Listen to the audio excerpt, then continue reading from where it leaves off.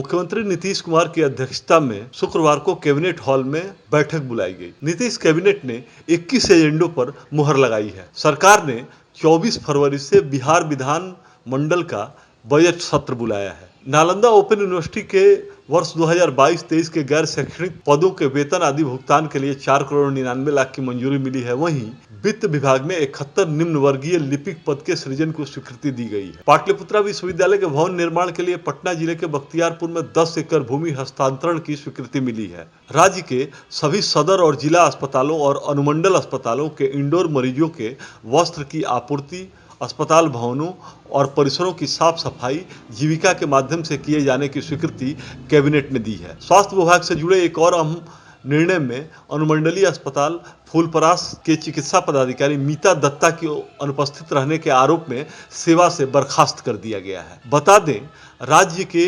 सरकारी अस्पतालों की साफ सफाई का जिम्मा अब सरकार ने जीविका के माध्यम से कराने का निर्णय ले लिया है। इस बाबत नीतीश कैबिनेट ने प्रस्ताव पास कर दिया है।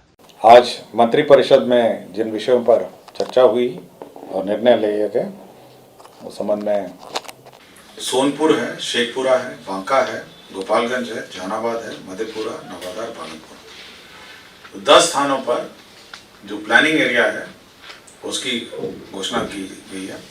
इसका मतलब इन एरियाओं का मास्टर प्लान, मतलब इसका दूसरा मतलब जो कहा जाता है, अरवल का मास्टर प्लान, सुपौल का मास्टर प्लान, सोनपुर का मास्टर प्लान, शेखपुरा का मास्टर प्लान, बांका, गोपालगंज, जहानाबाद, मधेपुरा, नवादा, भागलपुर।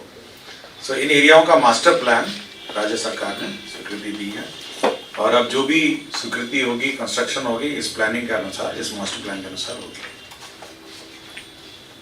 दूसरा ये है कि जो जन निजी भागीदारी के माध्यम से ये बख्तियारपुर ताजपुर पुल का निर्माण किया जा रहा था, यह कॉन्ट्रैक्ट रद्द हो गया था। अब उस कॉन्ट्रैक्ट को रद्द करते और पुनर्जीवित करते हुए यह निर्णय लिया गया कि उसको पुनः कंप्लीट किया जाए। और एक महत्वपूर्ण उसमें एक पार्ट था, पहले यह प्रावधान था कि राज्य सरकार जो ऋण के रूप में देगी और बैंक जो ऋण के रूप में देंगे वो बराबर हिस्सेदारी में उसकी वसूली होनी थी टोल के माध्यम से।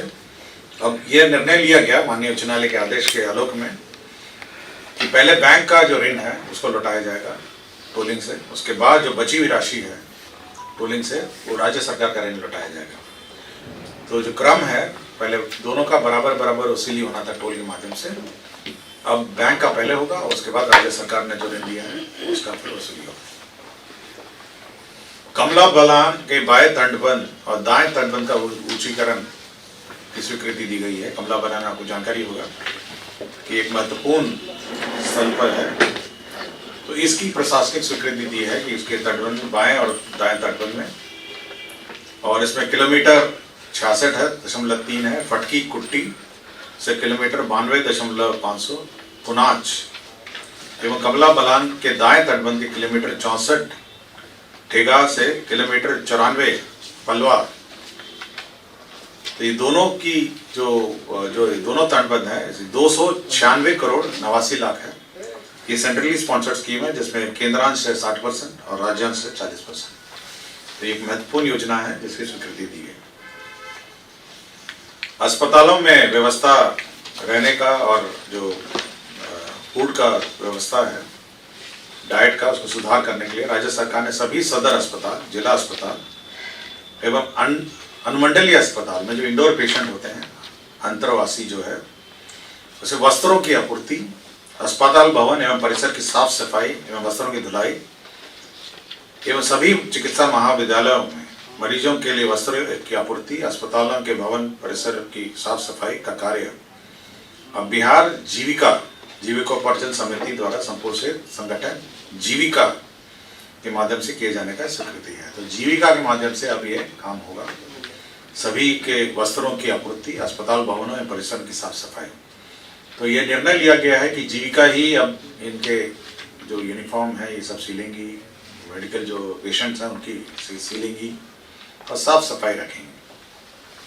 और साथ ही साथ जो कपड़ा इसका उपयोग किया जाएगा खादी और जो बुनकर हैं, स्थानीय बुनकर हैं, उनके द्वारा निर्मित जो है सामग्रियाँ हैं वही होगा। तो एक तरफ आपके बुनकर और खादी का क्षेत्र में काम मिलेगा, दूसरी ओर जीविका दीदियों को भी जो आय बढ़ाने का क्रम में ये महत्वपूर्ण कदम है।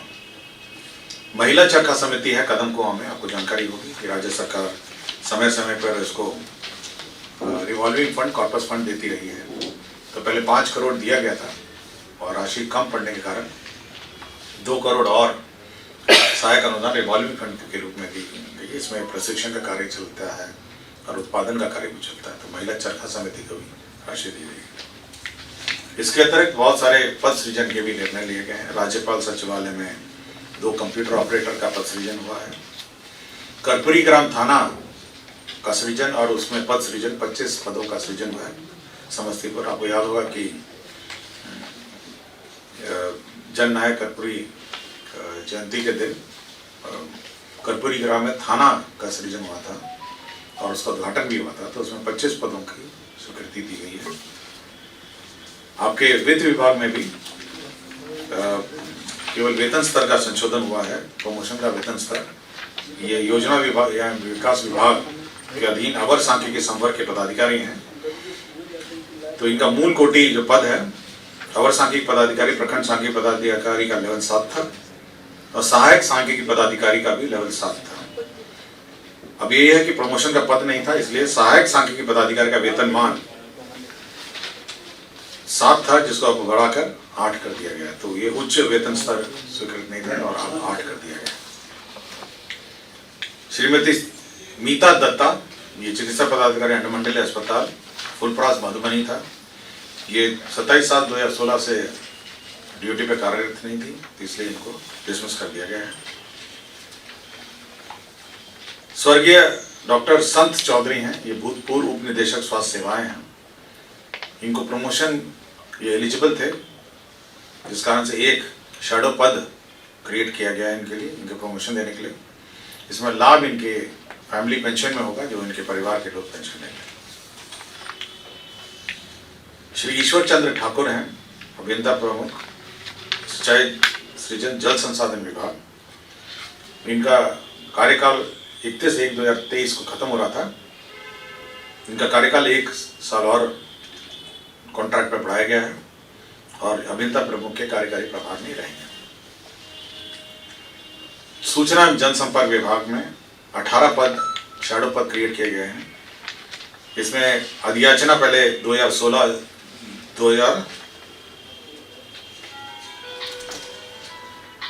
2009 में ये अधियाचना सीधी भर्ती के लिए भेजी गई थी। उसके बाद अनुशंसाएं प्राप्त हुई, 18 पद घट गए थे जिसमें उनको ऑब्जर्व करना था, उसी के लिए शैडो पद 18 क्रिएट किए हैं। मुंगेर जिला वानिकी महाविद्यालय की स्थायी स्थापना के लिए, पठन पाठक के लिए 204 पदों का सृजन किया गया। तो मुंगेर जिला में वानिकी महाविद्यालय भी अब शुरू हो जाएगा। पटना जिला अंतर्गत बख्तियारपुर अंचल के मौजा देदौर थाना 145 में पाटलिपुत्रा विश्वविद्यालय की स्थापना के लिए शिक्षा विभाग को भूमि का स्थानांतरण किया गया है। पथ निर्माण का ही एक माननीय उच्च न्यायालय के ऑर्डर के कोर्ट का कंप्लायंस में श्री बेचन राम तत्कालीन कार्यपालक अभियंता पथ निर्माण विभाग, जो 8 वर्षों से अनधिकृत रूप से उपस्थित थे, उनको बर्खास्त किया गया था। माननीय उच्च न्यायालय के आदेश के आलोक में उनका बर्खास्तगी का आदेश वापस लिया गया है और उनको वापस ड्यूटी में रखा गया है।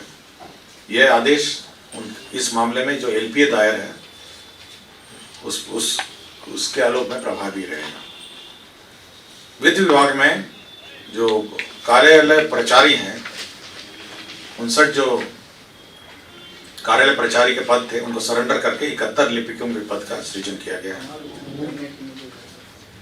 विभिन्न विद्यालयों में बहुत सारे अपूर्ण विद्यालय हैं और बहुत सारे अपूर्ण कमरे हैं और साथ ही साथ अपूर्ण बिल्डिंग हैं।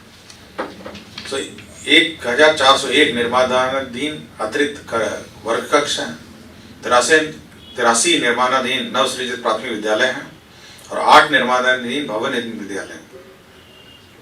इन सभी को पूरा करने के लिए, ये सारे अधूरे हैं, इनको पूरा करने के लिए 35,98,04,058 रुपये सैंक्शन हुए हैं। तो ये सभी आप देखेंगे बहुत सारे स्कूल के कैंपस हैं, किसी कारणवश अधूरे हैं, कंप्लीट नहीं हुए हैं और विभिन्न योजनाओं से निर्माणाधीन थे, तो इन सभी को कंप्लीट करके पूरा करने के लिए अब यह निर्णय लिया गया है कि इन सभी को पूरा किया जाए और इसके लिए 35 करोड़ 98 लाख की स्वीकृति दी गई है।